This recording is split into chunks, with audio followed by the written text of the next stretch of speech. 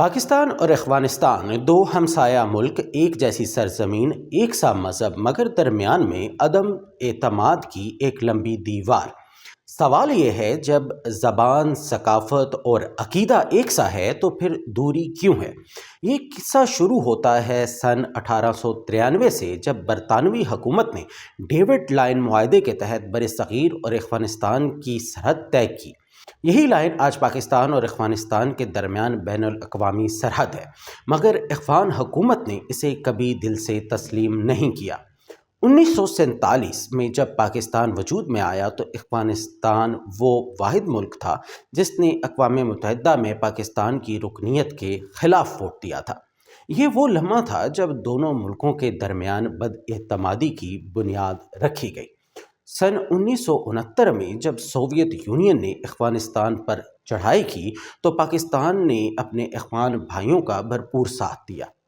لاکھوں افغان مہاجرین نے پاکستان میں پناہ لی اور پاکستانی عوام نے انہیں سینے سے لگایا۔ مگر 9/11 کے بعد حالات بدل گئے۔ پاکستان نے عالمی برادری کے ساتھ مل کر دہشت گردی کے خلاف جنگ میں شمولیت اختیار کی اور یوں ایک نئی خلیج پیدا ہو گئی۔ افغانستان نے الزام لگایا کہ پاکستان طالبان کی حمایت کرتا ہے اور پاکستان نے کہا کہ افغان سرزمین دہشت گردوں کے لیے محفوظ پناہ گاہ بن چکی ہے۔ 2001 میں جب طالبان دوبارہ کابل میں برسر اقتدار آئے تو بہت سے لوگوں کو امید تھی کہ اب دونوں ملکوں کے تعلقات بہتر ہوں گے، لیکن ایسا نہ ہوا۔ تحریک طالبان پاکستان (TTP) کی سرگرمیاں بڑھ گئیں، سرحد پر کشیدگی میں اضافہ ہوا اور بدگمانیوں نے پھر سر اٹھایا۔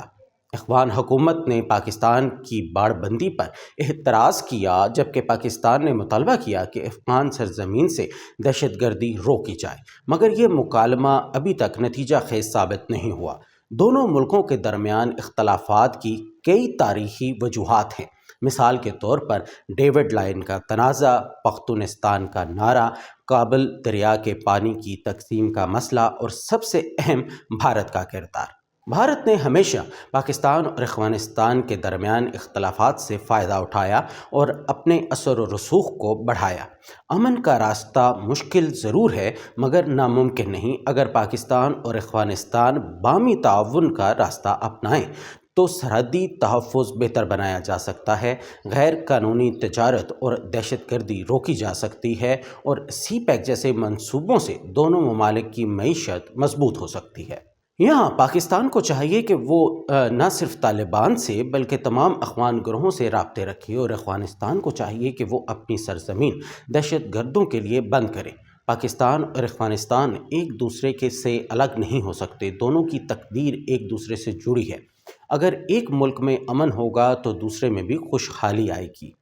تاریخ نے بارہا یہ باور کروایا ہے کہ جنگ سے صرف تباہی ملتی ہے، لیکن مکالمے، اعتماد اور تعاون سے ایک نیا مستقبل جنم لیتا ہے۔ ہمیں یہ سمجھنا ہوگا کہ پاکستان اور افغانستان صرف ہمسائے نہیں، بلکہ ایک مشترکہ تاریخ، ایک مشترکہ درد اور ایک مشترکہ امید کے وارث ہیں۔ اصل کامیابی اسی دن ہوگی جب دونوں قومیں سرحد نہیں، دل جوڑنے کا فیصلہ کریں گی۔